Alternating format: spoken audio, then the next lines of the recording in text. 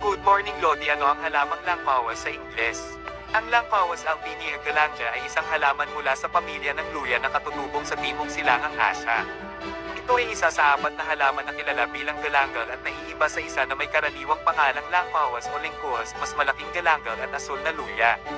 Kabilang sa mga benepisyo ng galangal ang panlaban sa pamamaga, pinapalakas ang immune system, pinapataas ang sperm count at motility, pinoprotektahan laban sa cancer, ay isang natural na antimicrobial, mabuti para sa balat, sumusuporta sa kalusugan ng digestive, nakalik sa kalusugan ng utak, maaaring makatulong na mabawasan ang mga antas ng cholesterol sa dugo, lumalaban sa mga sakit sa paghinga ay nakakapagpalakas.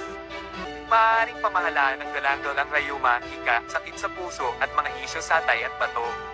Ang ugat ng galangal ay naglalaman ng isang tambalang maaaring makatulong sa paglaban sa human immunodeficiency virus HIV. Mataas ba ang galangal sa potassium?